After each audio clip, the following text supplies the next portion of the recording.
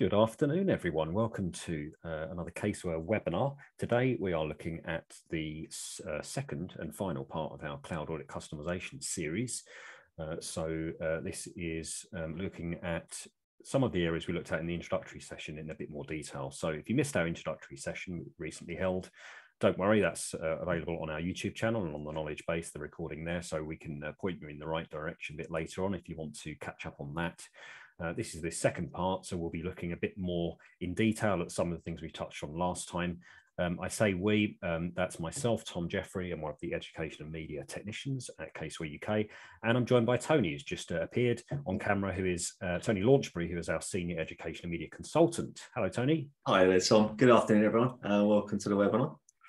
So, yes, I have put senior in there. That is to just highlight your rank within the department, not to highlight your age. So if we go Thank you, Tom, for that side note. I'm only 38, not retired yet. Just a bit of housekeeping. I'm sure everyone is familiar with this at this point, but we'll just recap. You've got your control bars there on the desktop and on the mobile versions of Zoom. So if you wanted to ask us a question, you can do so via the Q&A option there. You can also raise your hand if you want to ask a question live via your microphone. Keep an eye out in the chat as well. I'm going to be sharing some links and things for your information. And if you have any issues to do with audio, video, any technical issues, that sort of thing, pop that in there as well and let us know. But we'll get back to you as soon as we can in response to any of your questions. Any questions will also go into Q&A document, which we'll make available after the session. And I think that's the housekeeping out the way, other than just to say we are recording as we did the last session, and that will be uploaded to YouTube very shortly. So we're just going to hop to the agenda. Again, not going to read the agenda to you, but there's the agenda on the screen. It's really, the summary here is that we're taking a deeper dive into some of the areas that we touched on in the introductory session. You can ask questions throughout, of course. We're going to be taking a similarly casual, more conversation style approach as we did last time. So Tony and I are both going to be talking through the content. So don't hesitate to interrupt if you want to ask any questions. Whilst we're there, Tom, I was going to quickly interrupt you. We may not necessarily go in that order. We may be going on, so we will be covering any element on these. Now, if you turn up today and you thought, okay, there's something I really, really want to see, make sure you use the chat field like Tom showed you a moment ago on the slide. Send it over to us, and if we can squeeze it in, then we'll try our best. Okay. Sorry, Tom. I'll stop. No problem at all. So yeah, we can see that this is really a feel for what we're going to be going through today. On the next slide, this is something that we just want to show you before we start jumping into the content. So this is, we haven't got that many slides. This is the last one before we actually jump into a file. So don't worry about any death by PowerPoint or similar. Other products are available. But this is as you can see, a template update workflow. So this is the process that is going on when we're talking about taking Caseware's standard template, updating it, and then distributing it and using it. So you can take a screenshot of this. Alternatively, if you'd like us to send this to you, we can do so. Please let us know. We'll have a look at this a bit later on as well. Yeah, I think off the back of the feedback from last time, people were asking for that bit more of a workflow to see what they need to do and what stages. So hopefully for the ones that requested that, this will help you along. What we'll do as well, I know we plugged it plenty of times last time and we'll continue to do so. There is a getting started guide that also explains what we need to be doing. And we'll make sure that getting started guide is referred to multiple times throughout the webinar and also made available to you as well within the downloads. And we'll make sure this is available as well. I think it'll definitely help you structure what you need to do and what is the correct path to take. That's right. We've got the link for that, which I'll put into the chat. But effectively, the Getting Started Guide is an overview of everything that's covered in these two sessions. So it's a good refresher. It's a good kind of cheat sheet, if you like, if you've forgotten anything from these sessions to accompany the recordings. But that's the last slide, as I say, that we're going to look at for now. So first thing we're going to do is jump into a file. You don't. Right, so I should probably share my screen and so on. No trouble, let me get this started. Right, so I'm on screen 3, share, ads. As is magic, everyone. Hopefully you should see the... That's lovely. We can see that. Yeah, excellent. Right. So when we're looking at this, okay, we started off from it last time. Hopefully we won't have any log-on issues like we did in the previous webinar. So we should just go straight through. Now, what I want to do is just pick up where we left off previously, okay, which previously we were talking about, okay, some of the areas we can customize within a template, modifications to the prelim tailoring document. This time, though, what I really want to be doing is kind of give a bit more of a story about it. So Tom and I were having a chat after the first webinar, and we were discussing, okay, how can we make this a little bit clearer to users and when you're going to start potentially maybe customizing your own template. So at the same time, Tom was talking about his new roof. So we built in a few examples for roofing, okay, and what that really does is actually said, okay, well, we've got some industry specific clients that we've got majority of clients which are roofing contractors or a particular sector. So what we want to do in here is build in some industry sectors within our template, and the point of that is to drive documentation and checklists within our pack, okay, if that's specific to us.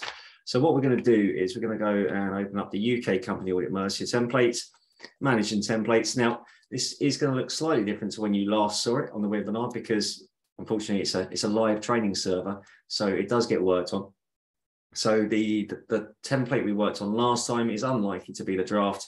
Actually, as you can see there, we've got another version of their open version 2.403.2, which that number 2 on the end is the second version of our customized template. So now what I'm going to do is I'm going to create a brand new draft. Now, can you see currently, because I'm the way it's set up, what I'm actually going to do is create a brand new draft of the standard Caseware template. Okay. If I wanted to use my previous draft as a starting point, then I could open this draft and that would create 2.403.3. But what I'm going to create is another 2.403.1, which will be a new version based upon the Caseware standard template. Okay, so just bear that in mind.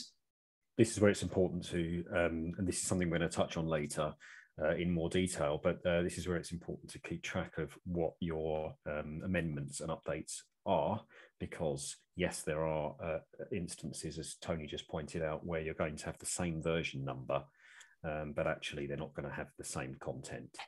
Absolutely. And we put together a little document that you potentially could use. Again, we'll go when we're talking about the best practice and we go through it, we'll show you what we've put together to see maybe it'd be a good starting point for you. And if you do want a copy of the document, we'll ping it over to you so you can use it as a starting point.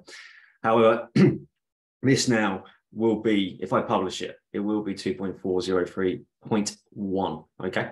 All right. So what I want to do in here, then we'll start off on the prelim and we want to build in an industry specific section in this. Now we're going to be jumping between myself and Tom within this side. So I'll be doing some of the parts. Tom will be jumping in as well.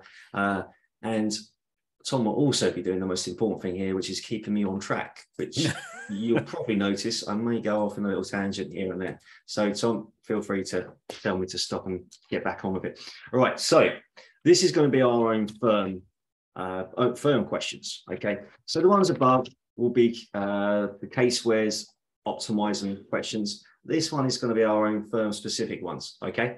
And what we're going to do in here is we're going to build in a industry specific section where we can select the type of industry we're working on. So this is still loading at the moment. So I'm going to give that a second or just press procedure and see how we go. Okay, that's not saving at the moment. So let me just try that again. So firm questions. Doesn't need the space at the end, does it? And there we go. That was a bit quicker this time. Right, so, and then because I double tapped, it does it twice. This is a live webinar, everybody. We do find that Zoom has quite a far reach in terms of resources, and also can cause all sorts of weird and wonderful behavior in other things that we're using. Absolutely. And also, I'm at home, so it could be potentially that We've got too many people down our street on Netflix at the moment. So apologies there if that is the case. All right, so this is where I'm going to select a new procedure, okay? And I want to go through, and we don't want it as a yes or no. That's not going to be any good to us. We want to change this to a industry specific one. So please select, again, I'm not going to be doing too much here, but you might want to go through and add in some guidance to say, please select industry, as this will further tailor your pack, your audit pack. Nice. All right. So again, check spelling, tick, and then move on. So we looked at this last time. We want to change the style of this sign off because when we create a procedure, it bases it upon the document settings, which the document settings are just a yes or no, aren't they? But I want to change this to have an additional option on there. I don't want it to be yes or no.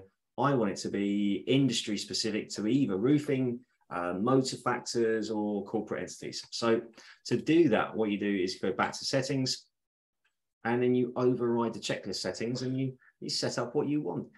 It's rather easy. You go over here, you click on the edit pen, and you change this to roofing. You change this one to motor factors, and then you change this to everyone else.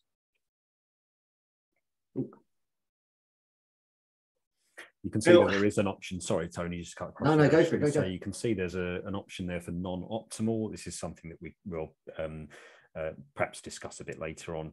And as it suggests, you may need some more information. So it might be if somebody selects that they are a roofing company, you may want to ask, well, okay, what sector is it? Is it commercial? Is it residential, for example?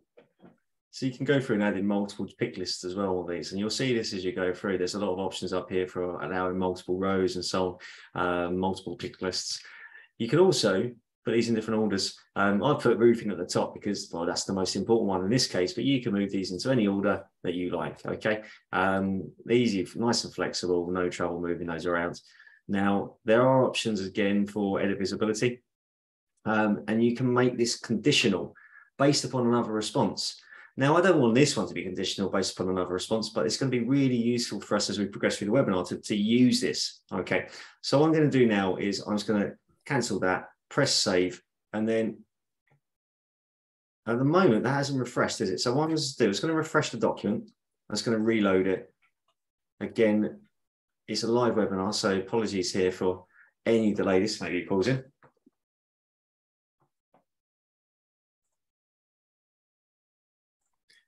There we go, and there we go. Once we get the refresh, we go. Our Caseware training servers are in a different tier to what client servers are. The really good servers are the client servers, and then the developer servers, and then Tom's and my training server, the ones in the between. So you'll see different performance from yours to mine. If you do ever see something like that, you confirmed it, it's generally logged it. It just hasn't updated the screen, so just give it a refresh, and it should get everything back on track. All right, so there's a tip I didn't expect to give you, but there you go. Right, so now we've got our firm questions in it. So that's all well and good. We've got this set up. Not much more we need to do here, okay? We've got the procedure number 11 in. You can remove these if you wanted to. There are options when we go to edit to remove these. Again, just using the options that you can see on screen. You've got form options, settings, and so on to move things around, okay? So have a little peruse through there and get familiar with it. And as Tom said, and as I rightly plugged, we've got a getting started guide that will give you a bit more help there. So next for us then is to look at our query document, because if it is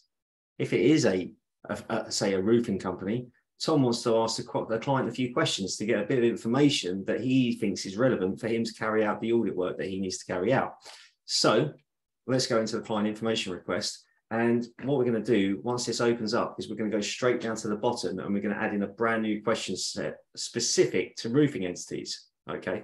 Now, nice and easy. You can just press the question sets option at the top. That'll build you a new one, and we can just call it quite very simply. What should we call it, Tom? We'll call it roofing laws and regulations. Or roofing similar laws. Very formal, isn't it? It is very formal. Regulations. Plus felt. Plus felt. Okay. Right, so tick that, save this. So once we want to do this now, we add in a different question. So this here, again, we don't really want to send this to every client, though, do we? Because that's not really going to be useful for every client. So what we can do here is we can make this visible based upon that response in our prelim. So before I build any questions in this, let's make sure we set that up right. So we can click on Edit Visibility. We can say hide or show this group when any conditions are met. Okay, the condition then is a response condition and not in this document, but we want it to be the prelim tailoring. And then we want to use our please select the client industry, and then is answered as roofing. Okay, so you can add additional conditions to this as well. And there's other options we'll talk through it as we progress through the webinar. For the time being, though, I'm going to press save. So what this means now is when I go through to, what I can do is I can change the visibility of it on here, okay? And then so it doesn't show, and it only shows as and when we use that selection. So let's go through and select a couple of questions that we want to ask in there. So what's going to be important to you, Tom? Yeah, so only because it's all I've been able to think about for the last few weeks. We could ask them if they have an NFRC certificate, which is a nice, desirable certification for a roofing company to have. Okay. We do that as a pick list then. Yeah, so we can ask them whether they have one. So there's a yes or no. And then, of course, the follow-on from that, if they have got one, is can we have it? Can we see it? So this is where we would have a conditional visibility, which I guess we're going to look at in a bit more detail later. Okay, no trouble. Okay, so let's go through. On this one here, we've got options for settings. So we can go to settings here, and you'll see there's a pick list. So the same job. Yes, no. Do we want a not applicable or another in there? Or just yes, no will do, right, for this one? Yes, no will be enough for that one. Good, good. So this is yes, no. Now that's not, I don't really like that format. So we could change this a little bit, can't we, by going to settings and inline, isn't it? There we go. So you've got your inline options, which will be on the checklist, which we can see a bit later on. I think when we're going to be going back to the checklist, we've got the inline option. Yeah. Okay. So this one, show responses underneath for the time being, and let's leave it that side. There we go. All right. So this one is just a simple yes or no. Then we want to build in, based upon if it's a yes, we'll have a file upload. Well, please give us that certificate then. Yeah. So let's go. So here, and then let's just on upload. We're going to load it. We haven't loaded it. Okay, so let's try and refresh the screen again. I'm guaranteed once I refresh the screen that it will provide me two options. Again, I really apologize about this. It is a live webinar. Unfortunately, things don't always go to plan, do they? There we go. As I said, I knew there'd be two down there, and there are two down there. The good thing is, though, good example here, you're going to see how I can delete one. So 3 dots, over to delete. Do you really want to delete this? Yes, I did, because I didn't want it in the first place. There we go. And there's our second one. So let's go through now. So please provide. Ooh. And you can see underneath, just while Tony types out the question, you can see you've got the option to either select the destination. Actually, no, that's something else. We'll look at that in a sec. You can drag and drop or browse to the file. So you can click on the area underneath to browse to the file. If you've got the file in another window somewhere, you can drag it over.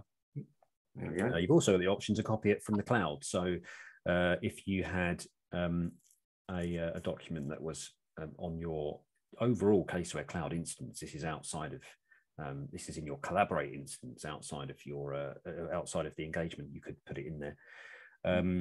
And then we have the option to select the destination. So that's where we want the upload to go. So we could actually associate it with another part of the engagement.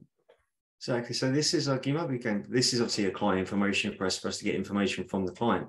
But we could also use these file uploads to send the client a document for them to confirm it, like Tom said there. And that's when we're going to use that copy from cloud option. The destination folder, we could probably get this set up. Well, let's go through and give a demo of how to link it into the permanent file.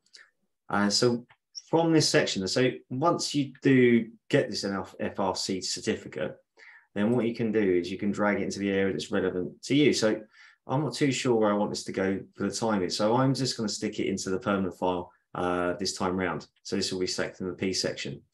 Now, you can see some examples. It's already got some autofill there. So PF99 sounds like it'd be a brilliant one to use. So I'm going to use that one. And then we're just going to call this the NFRC certificate. And then select save. Now, you don't need to select an identifier or a name. You can just select the folder. The identifier will be left blank, and the name will be the name of the document that's uploaded instead. Okay, so you could use those. Now, again, I mean, let's make this conditional. I don't really want to see this one here until this one's answered yes or no, do I? So that's going to be the same option then. You've got the visibility here, so show or hide. Well, that's all well and good. I do want to hide it, but I want to change that so it actually allows me to change the conditional. So I can't see it at the moment. And what you should do is show view all items. There we go. You can see it there now. I selected the wrong button. This time it was me, not the not Caseware. Now, these sections over here, okay, that one's been moved into the wrong section. We'll move this in a minute. So NFRC one, you can see this one is hidden down below. And I want to get this one here to be conditional based upon this one. So all I need to do then is go to the settings. From settings there, edit visibility, show when a response condition in this document, scroll all the way down to the bottom. Do you have an NFRC certificate? Is answered yes. So show, okay. So then this side then, as and when the client does answer that, they should get an additional question and they'd say, please well, send me the certificate then. So press save. And then just to try that, let's go through. We can test it in a minute when we go through and publish the template. But once you click yes there, then it will go through and show this. Now, one of the things we are going to need to do, though, aren't we? We're going to need to move these around. So what you can do here is that you do have the option to move. Okay, not within this view though. We only get to the option to move, unfortunately, when we're in the live file. So for me here, what I'd need to do for these ones is unfortunately set up a new section and move these down. It won't take me too long to set these back up. So let me just go through and build in the procedure in the right place. It is in the right place this time. Apologies there. I got a little bit confused there as and when. There we go. Just while Tony sets that up, you saw we had the visibility options that we could set there. So something to show based on another response, for example. You can copy those visibility settings. So if you have multiple follow-up questions that you want to appear while you're based on the answer to say the first question. So if it's yes, then you could have a question to ask for a copy of the certificate. You could have another question which could be related as well. You can copy and paste those visibility selections, so you don't need to set it every time. Just saves a little bit of time. Definitely. All right, so you can see this time though, everything's working a little bit smoother, isn't it? So it's not taking so long for me to get this set up, which is brilliant. There we go. So we've got that set up now. So you can see normally it's pretty quick to get these set up. Now this one here, remember I wanted to link to the one above as well, based upon yes. So I was going to quickly just do the settings, edit visibility, and then add in that condition. So show when a response type is answered for this question as yes. And this is where I could have really copied that procedure, which would have been handy. And this is what Tom was referring to a moment ago. If this is going to be useful somewhere else, or maybe that you've got multiple conditionals in here and you want to apply that to 10 different documents, then just copy them. Copy it. Visibility sets as we shown as copied, gives you a nice little indicator there. And then that way, when you go into the next one, so if I save here and then go into the one below, or maybe just go into, here we go, let's go into this one here. So just create a new one. And we'll into checklist, settings, edit visibility. You see now I can paste it in. Nice and quick and easy, isn't it? So when you do spend a bit of time setting these up and you're being quite clever about it, use the copy and paste so you don't have to keep repeating the work. Right, here we go. So let's delete these then. All right, so that stage then we've got our certificate in there. We've got a conditional section here based upon our response in the prelim. So just to see if that works, what we could do is go into the template here. Let's go to documents. And you can open up you can open up multiple tabs. That's no issue. So just to test it, to see if it works, let's go through and change this to roofing.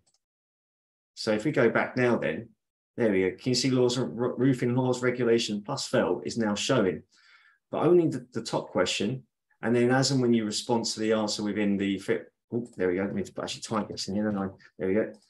As and when you set the response type up and you assign it in a live file, that will then activate this one below as well, meaning that, okay, we're only seeing relevant information. Okay, so at that point then, well, it's roofing laws and regulations. Tom loves a good checklist. So why don't we go through and create a checklist as well? So you can go through and automatically include a checklist based upon that response in the prelim savings. So what I'm going to do is I'm going to hand over control. There we go to Tom. So Tom, you should have got the little notification. It works. There you go, magic. And I'll try to not. I'll try not to keep moving the mouse and wandering. So we can add in checklists. So if we go back to the documents screen, we can add in checklists, various points on the document screen using the plus button. Before I do this, I'm just going to point out which plus buttons I'm talking about, because we have the plus in the top right, which is there all the time. Whatever part of the file you're in, you'll see this. And in this template, that is to create risks and controls. We're not talking about that one at the moment. We're talking about the plus in the circle, and you'll see them appear in various places. So we have, say we could create a document up here. We could create it under different sections. What we want to do first of all, because at the moment we're only seeing the initial documents that you'll see when you create an engagement. We're not seeing the different stages, so planning, for example. So what we want to do is go to the 3 dots or the ellipsis. We want to show hidden items. Whilst you're doing that, and it's just loading down quickly, you showed the risks there a moment ago that you can create risks. So if there were any industry-specific risks that you needed to add into this file, into the template, you can add that into the template as well and have that based upon that industry selector. So let's say, for example, there was a general industry awareness of wobbly ladders. You could add those in. There has to be, of course. So we've got. So we're showing all of our documents now, and you can see the ones that currently aren't visible because they've got the line through the eye icon there. We want to add in a new checklist. We want to add it in under planning. Now, what we could do is add it in a new folder, which I know Tony's a big fan of. Tony likes a folder. So I like it tidy, Tom. I like it tidy. Exactly. So what we can see here is if we hover over the planning heading, we've got our plus, and this gives you the options of things that you can add in. I think what we'll do is we'll add in the folder first. So you can see subfolder here, and we'll give that a name. So we'll call it just roofing checklist. Yeah, on roofing specific areas. Yeah, that's roofing documents. Yes. And you can set this up as well. You can everyone will be able to see that edit visibility underneath as well. That edit visibility. I mean, when Tom set this up, if you click on edit visibility, Tom can now link this into the. So you could say, okay, show, or we could change it to hide. So actually, in this case, leave it as hide, Tom. Yep. And add the condition in. So this would be where hide this folder when any condition is met, and we want to add a condition in. So that would be that the response in. So this is where we see whether I was paying attention to what I was doing earlier. Preliminary tailoring. We have client industry, and then hide if it is everyone else. So we want to hide it if it's everyone else. We also want to hide it if it is the motor factors. So we add one in again, go to preliminary tailoring. I'll try and trick you there, Tom. Yeah, I'm awake today. So we can see that is we're hiding if it is any of the other responses. The alternative, as Tony pointed out, is that you could show it if it is roofing. So we'll save that and we'll select OK. So we've now got our subfolder roofing documents. So this means that when you're in your live file, you can it's just more organized, as Tony was saying. So now we hover over our roofing documents folder, go to the plus, and now we want to add in a checklist. And this is where we're going to call it, I think, what did we say in the rehearsal? B99. B99. B99. There's also there, and we'll call it Tom's roofing checklist. We can also see underneath we've got sign-off schemes, which we will have a look at. Should we have a look at them now, or should we look a bit later on? Let's get the document signed off first. Let's get this set up. Okay. Whilst we're here, guys, because we set the folder up with the visibility settings, we don't need to worry about the individual document in here as well. Okay, because it's within the folder, it will automatically be hidden based upon those responses. So don't worry about applying those visibility settings to both. Or if you could do, if you wanted to, but make sure if you are going to do that, copy and paste them like I showed you earlier in the checklist. All right, so your checklist still looks a bit bland, Tom. It does. So we need to add in some groups. But effectively, what we're going to do is we're going to mirror the responses that we're getting from the information request. And we're also going to show you how you can link those. So we want to ask about the. So this is. Let's do. We didn't really touch on it on the other one, did we? No. We didn't do laws and regs. So can we say do some of the laws and regulations and the first procedure, just to explain the effects of new laws and procedures within the risk of the entity, or something along those lines. Obviously, our examples today are a little bit more tongue in cheek, so you don't need to worry about. But again, hopefully you can put this together of how it would work with you on in a live audit environment. This slide here, I mean, this is one of my favourite bits actually, and it's linking into that client information request that I really want to do. So I think probably once we set this one up, what I'd like to do is go back into that query document, Tom, and just create a new query just for, are there any new laws and regs? I've just hit the X there, haven't I? So everything that I typed out was you can see that we're both having a bit of a nightmare today. So let's pretend that that's what I typed in. We're going to go back to the query, as Tony just said, and we will go to, you're in the top one, are you? That's it, yeah. Yeah. And then all the way to the bottom. And this, again, in the one at the bottom, so we've got an NFRC certificate, but we haven't got anything in there to say, what's new? What's new? What do we need to consider? I know we're industry experts in roofing as it is, and we know what we're talking about, but if there is anything, let us know to make sure it's not missed. So in this bit then, just say, are there any new laws and regulations that we should be aware of within the financial year? Now, the useful bit of this, first of all, is that one, is going to highlight the issue. Two, what we can do is we can link that text input field into Tom's checklist. So when Tom's actually reviewing that checklist, he doesn't have to actually go back and forth between the query document and his checklist to see what the details were, which is, it's like flicking back and forth. You often get lost. So on this one, Tom, can you go to the free dotted icon? And then can we do link to checklist? That's it. And then can we go through, that's it. Use the filter.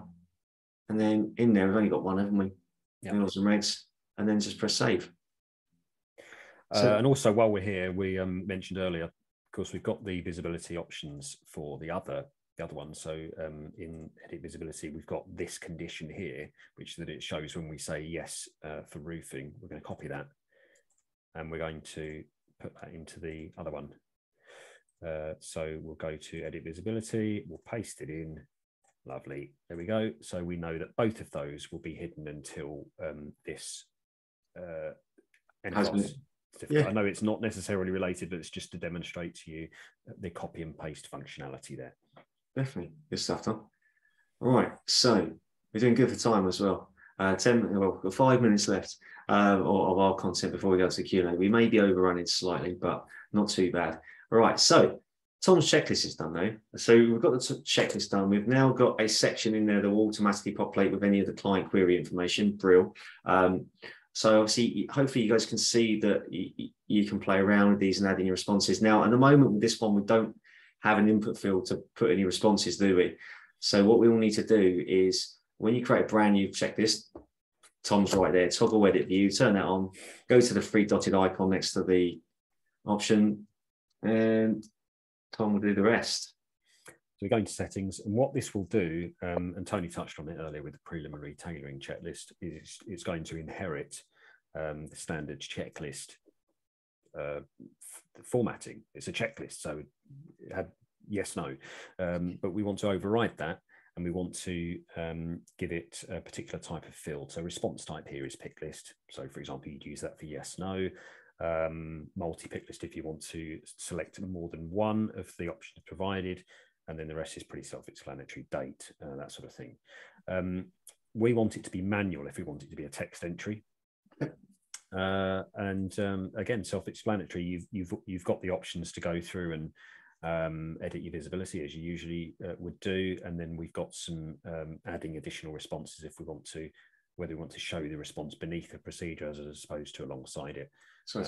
That's all right, but we're just going to put that in as manual for now, and then predictably that's going to give us a text box that we can type into. The reason I just moved your mouse there, so I was trying to look at the chat field because I saw there's a couple of messages in there. That's from me. Yeah, I just wanted to make sure that we hadn't missed any.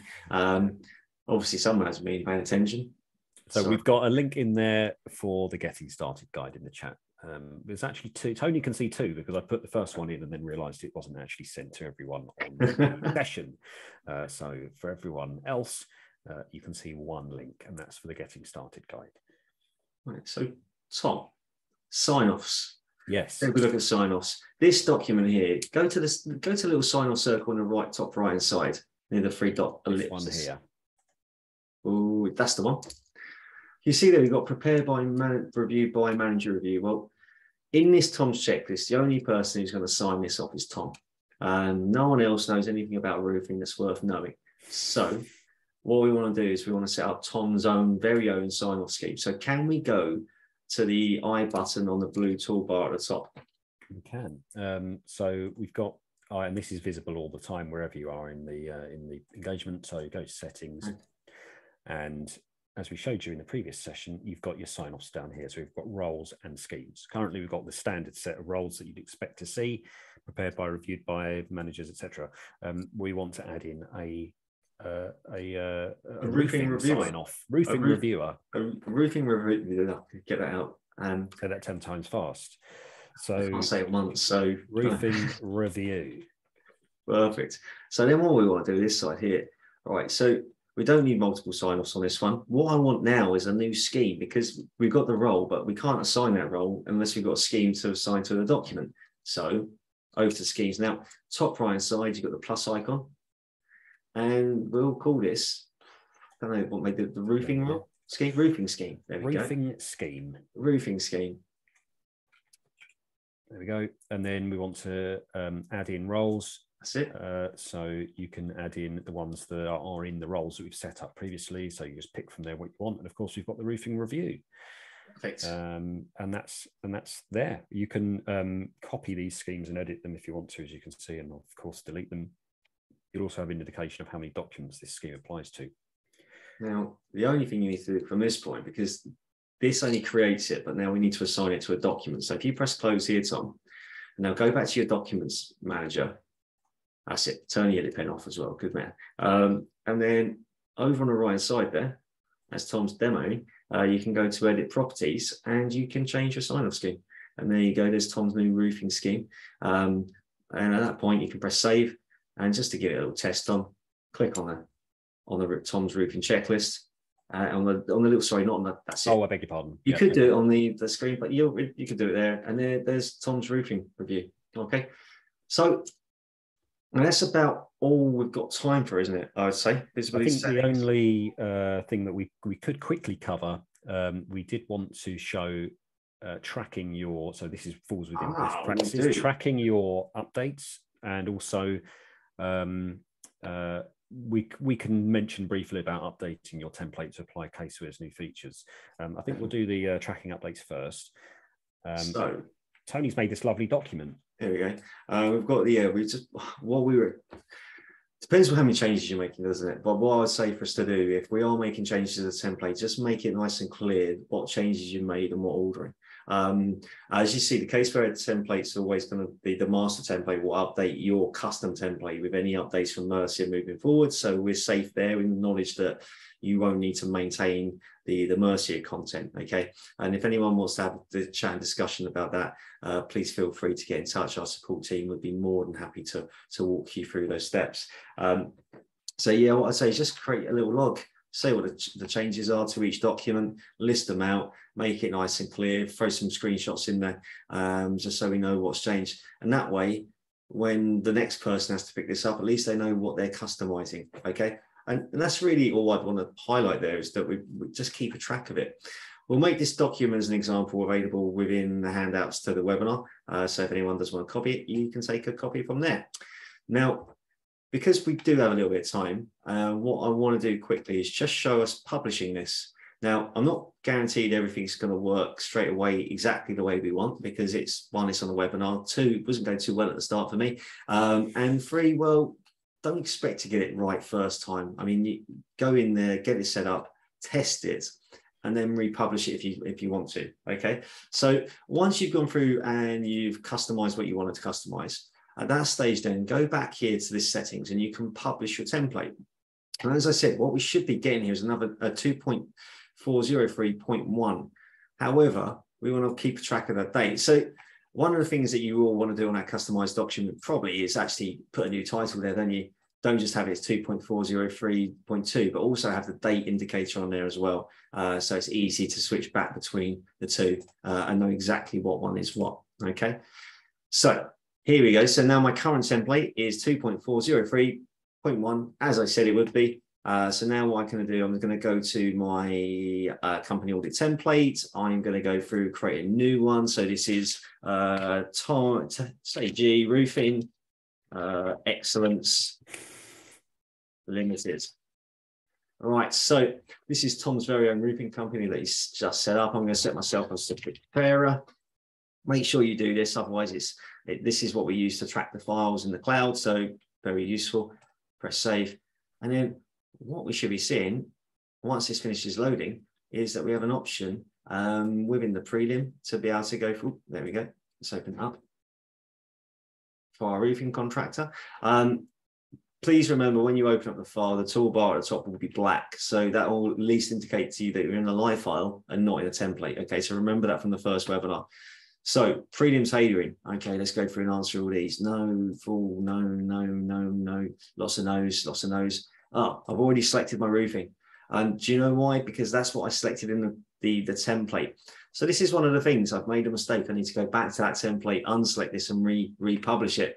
But everything else there is in the order I want. So we're doing well there. Tom's playing around with the mouse. I forgot that I was also controlling it. I know. It's really hard, isn't it? So at this stage, then we'll sign that off. Perfect. Okay, so what we should be seeing then is we should be seeing a new checklist in there for B99. There is my Tom's B99, but let's change that prelim quickly. Actually, I'll do it this way, so I have to keep going back and forth. Let's change it to everyone else. And then Tom's checklist should go. There we go. Perfect. Tom's checklist is gone. And if we go into the client information request, this is the bit I set up. So if it's wrong, it's my fault. And Tom is not Tom's in this case. Let's use the scroll bar. Right down the bottom. Okay, we've only got budgets. And right down the bottom here. Okay, we've only got this. Okay, so let's see if we change that to roofing now. Perfect. So now we've got our roofing laws, regulations plus felt. And there we are. So do you have an FRC certificate? Yes, we do. At this stage here, again, pick list option. There we go. I haven't set this one up quite right, have I? Because it's not, I haven't chosen the right options there. However, the reason why this isn't sent is because I haven't sent it, not because I haven't set the right options. So if I send it, let's see if I can send it to anyone. There are no contacts, but we'll see if we can send it anyway. Here we go. No, it's not going to let me. Oh, there we go. Ah, there we are.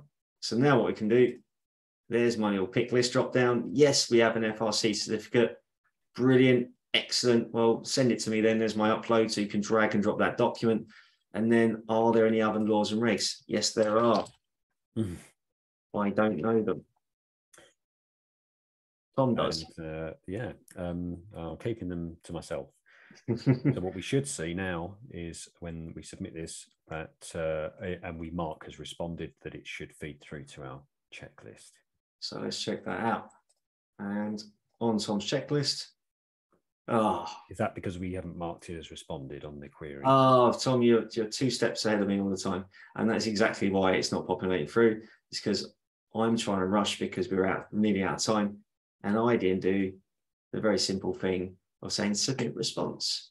Okay, submit response. Now that still doesn't activate it. Okay, I need to press accept. Once I press accept, there we are. There we go. Yes, there are. I don't know them. Tom does. And you can see that the little icon there, the little head and shoulders with the lines next to it indicates that that is fed through from the request, and also that we can go there if we click on it. There you go. Perfect. So I think that's the end of the content, really, isn't it? I think we're going to jump back to the slides because we are now on borrowed time. The only other point which we did mention on the last session, we're not going to mention on this one again, but is in the guide, for which you have a link, is to update your engagements there. And that's there's an update button, and that is purely for Caseware to apply functionality updates, any standard content updates.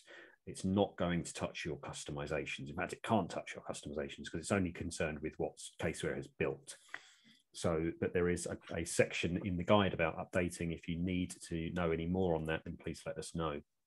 Again, you can see the flow there for the update process. If you haven't done so already and you want to, take a screenshot of that now, or you can ask us to send it to you.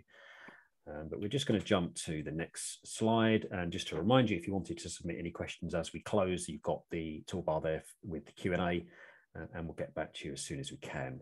But I'm just going to go through the wrap up. Our next webinar is our third and final part of the iXBRL series. So that's common tagging errors. That's on the 12th of July. Head over to the events page there to find out more and to sign up to attend. You'll also find our recordings of all of our sessions on the YouTube channel. And also you can keep an eye on what's coming up on our LinkedIn page. And finally, Caseware, that's the knowledge base, kb.caseware.co.uk, and that's where you'll find all of our articles, guidance, recordings, etc. So that does bring us to the end of the session. Thank you very much for joining us today. We hope you enjoyed it. Take care, and we'll see you on the next webinar. Thanks, Tom. Thanks, everyone. So take care. See you soon.